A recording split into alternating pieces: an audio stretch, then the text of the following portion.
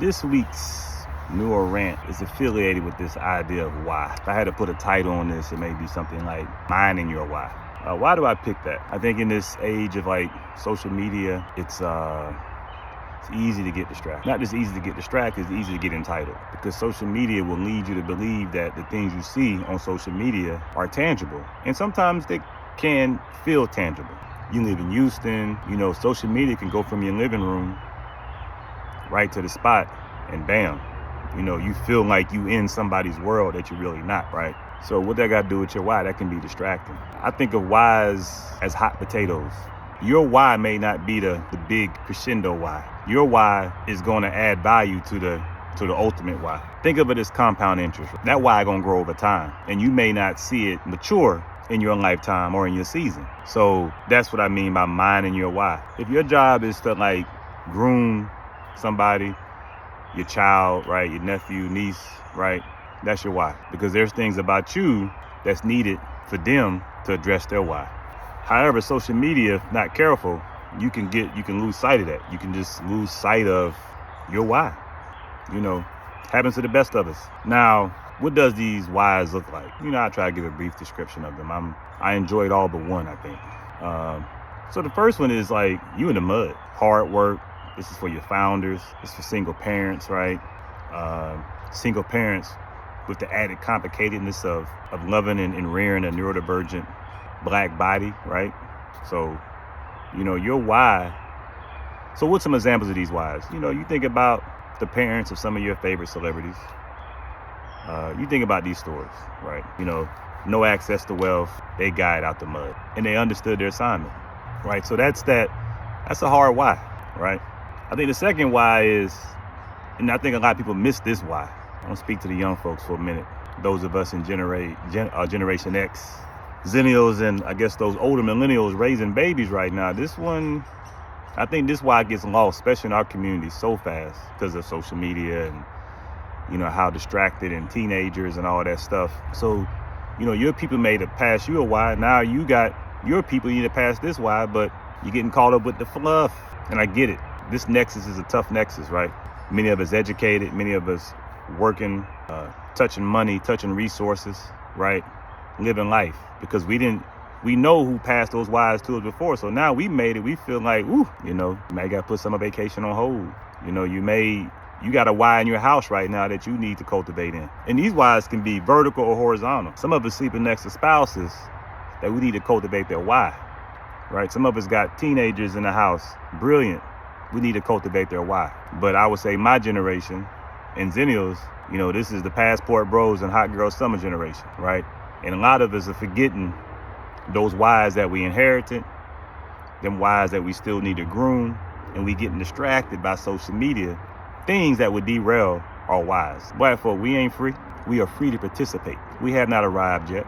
So my generation, talking about those of us that got those babies, 15, 16, 17, 18, they filling out college applications. Now we can't drop the ball right now.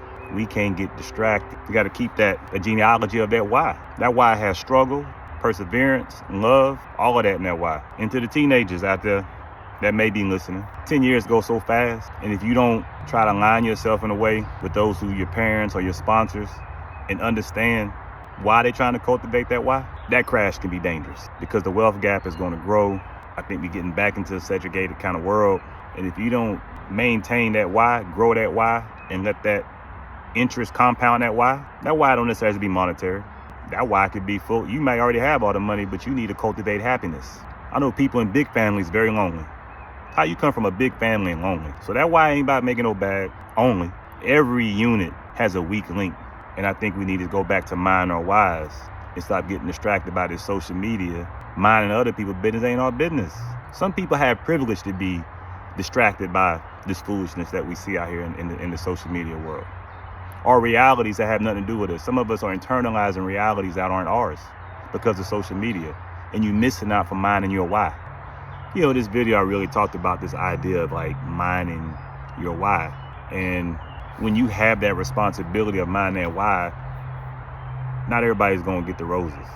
Not everybody's going to, you may not live to see that why materialize, right? I just want to shout out some folk. First and foremost is my foster parents, dope. the Blands. Very interesting. He's a pastor. So I used to go to a lot of weddings and a lot of funerals. And I used to hear that pastor talk. So you can kind of say I'm a default PK kid for about 3 years. So just the whole family, which ironically were my cousins. So that made it even extra special. But I still go back and check them out and this and that. So thank you to Bland family. Connected to that family is my Aunt Mankey. She probably will comment on this when she sees it. So thank you, Aunt Mankey, and the Walker family. So that was just like my whole experience while in foster care with my family. Like my family were my foster parents. So they mind, a part of my why is due to their minding. Next will be, my parents. I explained somewhere that I came from No Hope USA. So I know we talk about like urban life and this and that, but growing up Black, oppressed in a rural community with, conflicting identities and circumstances, just to say the least, that shit was crazy. So, however, I've learned to forgive my parents, move on from that. And that was, when you also mind your why, the person who's getting sold into, you have to go through processes of humility. Struggle with progress is a humbling experience. So a lot of time when folks are getting those whys sown into you, you also have to do some give and take. So struggle, progress, that's learning, right? And the only way you really learn anything is in a process of humility.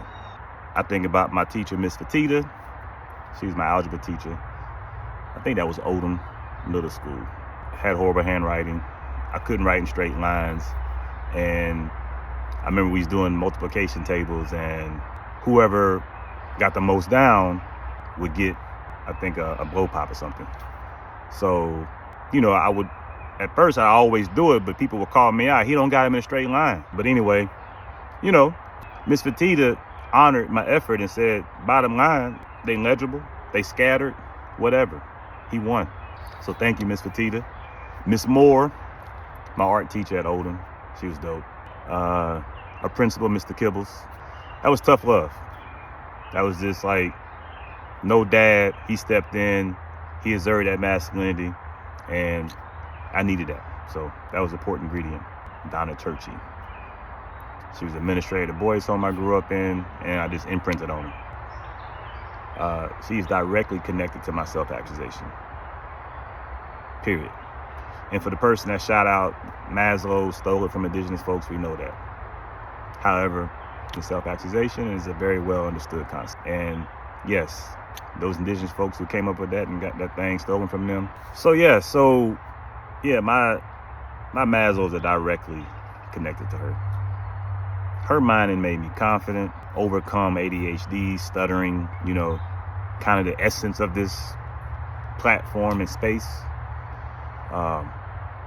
Somehow she tricked me into liking school. When you mother ADHD children or children with various neurodivergencies, they have special keys to unlock, right? When you minding them. But when you unlock them, man, you will unleash a monster in the good sense. You think about a Kanye, good, bad, or indifferent. You can't deny his genius. And you can't deny that his parents did a great job mining his why. So much so that he references it all the time, right? So you clearly know who mined his why. So the way that I see Donna Turchi is the way Kanye saw his mother, at least in my neurodivergent travels. So yes, I didn't get a chance to tell you about that third why, and I wanted to save it for the end. That third why is when you actually living in it. How does it feel like? It probably feels something like this. Things are happening kind of unexplainable. You feel like, and this is a dangerous time to hold the why. One may get hubris, one may get a sense of invincibility, and you can lose being humble very quickly. So when you have the why, You have to mind it. And that's this third type of why I'm talking about. And it's when kind of everything is together. It can be temporal. These type of whys come season, reason, and lifetime. And you may just be the one getting to hold it. The way I can explain that is like this idea of compound interest, right? So all of the work it took to get that why to where it is, of course it's supposed to feel easy for you, right? You're supposed to have confidence, right? Because all of that was sown into you, right? Transfers through oral language, spiritual, DNA, the whole gambit. Because this is when things get odd. This is when people start looking at you funny. This is when people start calling you brand new, right? This is when them haters come, right?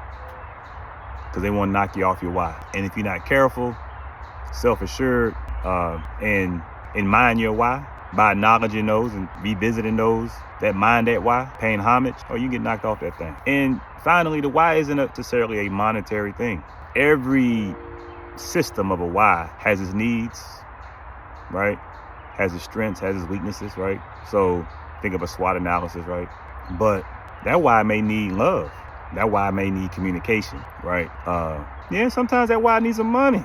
But if you mind your why, I honestly believe money and tangible resources will come. I think, don't miss the opportunities to mine because you focus on material things. You see your children having, social problems, navigating school. Don't ignore that. Mind that. At least you know your child isn't with the crowd. I love to have a child that can't fit in. I know my child ain't with the crowd. So that's a good thing. But if you don't mind that, you're going to drop the metaphorical bag of that why. So those of us who are raising teenagers, man, don't miss those opportunities. You ain't never that busy. Yeah, it isn't, like I say, it isn't all about monetary. You have to mind the why and recognize what needs to be mined. Guarantee a lot of it's love. A lot of it's dealing with trauma, redressing trauma, fixing trauma, repairing trauma. Sometimes you gotta put synthetic things in your why.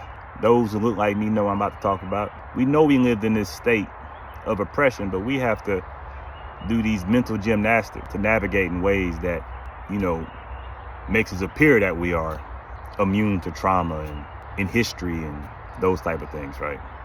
Like I said, these things in some ways are pathologic. So mind your why. Don't drop the bag. Peace. That's this week's rant.